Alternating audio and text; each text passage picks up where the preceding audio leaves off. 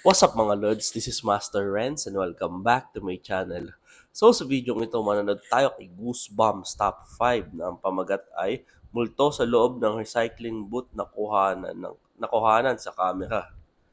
So ano kaya recycling booth na yun? Tingnan natin, panoorin natin.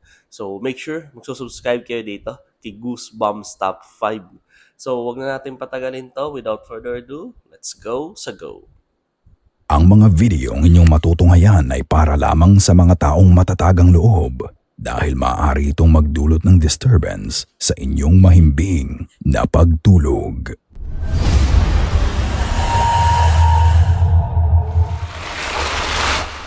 The Warehouse. Ang mapapanood ninyong lalaki ay nagtatrabaho ng panggabi sa warehouse. Lately, may mga nararamdaman siyang kakaiba tuwing nagtatrabaho siya at habang tumatagal ay padalas ng padalas ang mga kakaibang nangyayari sa paligid niya. Isang gabi habang nag-ooperate siya ng crane, may napansin siyang paggalaw sa gilid ng kanyang mga mata at ito ang kanyang nakuha.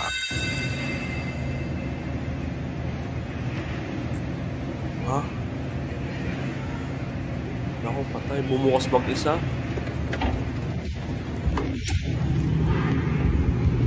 Mga tapang o nilapitan ng kuya mo. Wala kang ilaw. I'm about to quit. Shit. Nagsimula siyang mag-record nang mapansin niyang gumagalaw ang pinto sa likod niya ng mag-isa. Madilim sa loob ng kwarto na yon at wala din siyang ibang kasama. Pinuntahan niya ang kwarto pero wala naman siyang ibang nakita. Isang beses, tinawag siya ng boss niya para tanungin kung may iba siyang kasama sa trabaho. Nang tanungin niya kung bakit, ipinakita na lang ng boss niya ang Ay, CCTV CCTV ko, footage. Panoorin. What the fuck? No, I ain't seen this. Oh my God.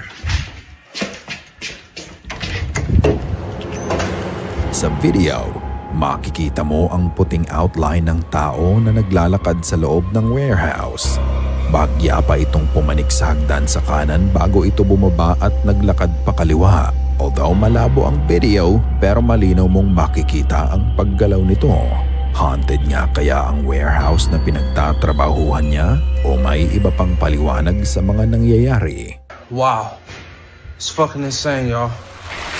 Ayawan na pagka ganun. Ayawan na, uwian na. Watching. Isang gabi nagkakatuwaan lang ang isang pamilya. Nire-record lang ng ina ang asaran ng kanyang mga anak sa kanilang kwarto at unaware sila na meron na palang nanonood sa kanila.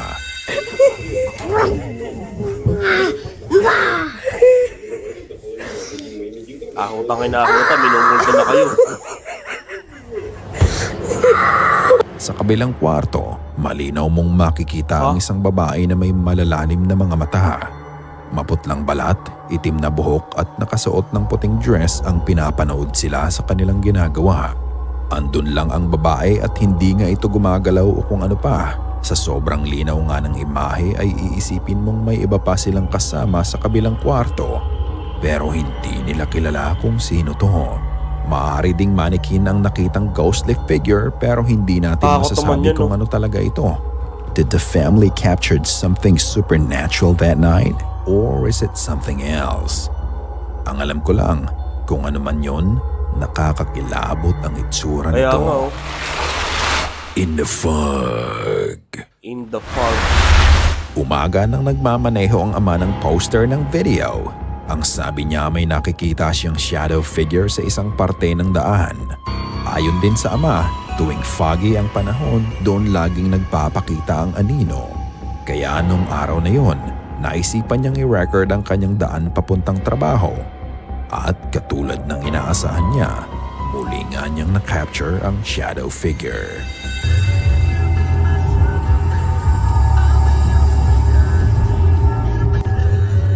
Saan? Ay, ayun.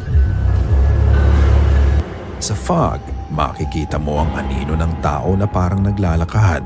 Ngunit nang makalapit siya dito, Nawala ang maitim na figura ay unti-unti ding nawala. Hindi nga ito ang unang beses na nakita niya ang anino, ngunit ito ang unang beses na nabidyohan niya to. Meron kayang namatay sa parte ng daan na yon o may mas magandang paliwanag sa nangyayari? Baka guni-guni lang Hindi niya. kaya ito ay anino lang ng road sign na tinatamaan ng ilaw kaya nagmumukha itong shadow figure sa fog? Ikaw na ang magpasya. Creepy Nakapagdal, dog. creepy talaga. Ang short videong mapapanood nyo ay kuha pa noong 2017 kung saan ipinapakita ng kapatid ni Tessa ang kanyang American Girl doll. Ang mga manikang ito ay may iba't ibang character at bawat manika ay may kasamang istorya tungkol sa iba't ibang period ng American history. Bukod doon ay customizable din ang ganitong manika na pwede mong itulad sa appearance mo or kahit sinong gusto mo. Habang nagve-video ang kapatid niya ay pinakita lang niya ang manika nang bigla na lang mangyari to. Right now, but yeah, I didn't go in with any eyeshadow because I didn't want. Do you guys see that? Oo, nakita namin. Habang nagkukwento siya, ang manika ay bigla na lang humarap sa kanya. Makikita mo na hawak ng bata ang dalawang kamay nito nang lumingon ang manika patungo sa kanya. As if buhay ito at parang may gustong sabihin sa kanya. Matapos ng Baka maluwag lang yung nakalaan sa ulo. Baka maluwag lang. nangyari ay napahinto na lang ang bata at napatanong sa camera kung nakita niyo ba ang Do nangyari. you guys see that? May espiritu bang nakasanib sa manika kaya ito gumalaw ng mag-isa? Sana lang matapos mangyari ito ay dinala na niya sa labas ang manika at Tinapon mo. sinunog na lang niya. Ayaw ko ng manika eh. Hindi ako naglalaro niyan. Recycling booth. Sa US, may mga booth sila kung saan pwede mong iwan ang mga bagay o mga damit na hindi mo na ginagamit para i-recycle o hindi kaya ay gawing donation sa mga nangangailangan. Sa videong ito ni Stoney Baloney, nagpark siya malapit sa recycling booth nang mapansin niyang may naglalabas ng mga idodonate na gamit. Two bags just popped out home. May ganyan pala sa US.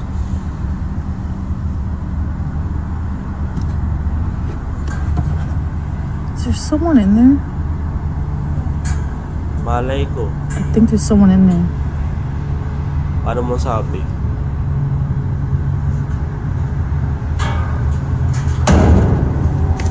Lo.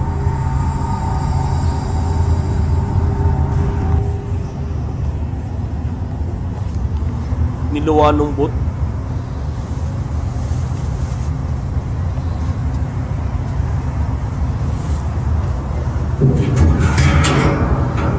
Is there someone in there?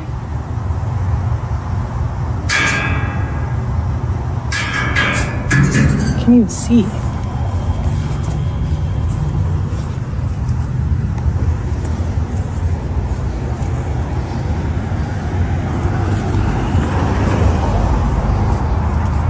No, I don't see anyone in there. So Uploadin yung phone mo. at this point, I just think I'm crazy. Video ka ng video ah. Makikita mo dito mula sa loob ng booth ay may nagbalibag ng plastic bags palabas. Pero imbis na matakot ay nilapitan pa niya ang booth para tignan kung may tao sa loob nito. Nang puntahan niya ang likod ng booth, wala kang makikitang pinto doon kaya ang tanging paraan lang para makapasok dito ay ang nakalock na maliit na pinto nito sa harapan. Ang nakakapagtaka, nang ipinakita niya ang loob ng booth ay wala ka naman ding makikitang tao sa loob nito, which makes the whole event more creepy, lalo na nang dahil sa nahagip ng camera. Oh, may sumilip. Sumilip muna. Nakita mo ba yun? Bago nahulog ang plastic bag mula sa booth, makikita mo ang isang maputlang kamay ng tao. Kung wala namang tao sa booth nang puntahan niya to, then kanino kayang kamay ang nakita sa loob nito? Is this an elaborate hoax o meron talagang entity sa loob ng booth? Dapat tinagisan ng Piccolo. O di sintuhan ni Judas. Ewan ko lang kung di pa lalabas yun. Sama na ugali. Pagkalipas ng ilang araw matapos ng nangyari, makikita mo ang isang worker na kinokolekta na ang laman ng booth At ayon sa poster, ito lang ang unang beses na binuksan to matapos nung gabing may strange encounter siya dito. At dito malinaw mong makikita na ang tanging access lang para makapasok sa booth ay ang maliit na pinto nito sa harap.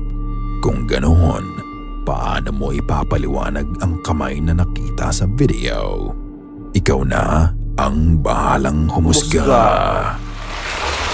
The Car Radio. Isang nakakalungkot na bagay ang nangyari kay Trish nang mamatayan siya ng anak 2 beses sa nakaraan. Naging mabigat sa kanya to at halos araw-araw niya tong dinadala. Isang araw, habang naglilinis Wawa siya naman ng siya. kanyang kotse, nagulat na lang siya nang bigla na lang bumukas ang radyo ng kanyang sasakyan mag-isa. Mahigit 1 oras na niyang nililinis ang kotse bago ito mangyari. At ang kantang tumugtog sa kanyang radyo ay Heaven Must Be Missing an Angel.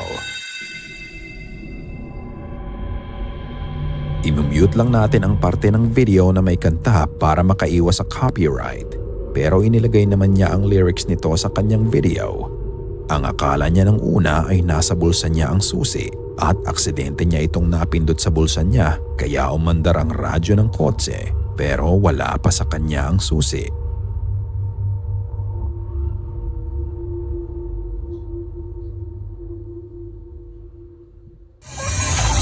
Jeez. May tumawang bata.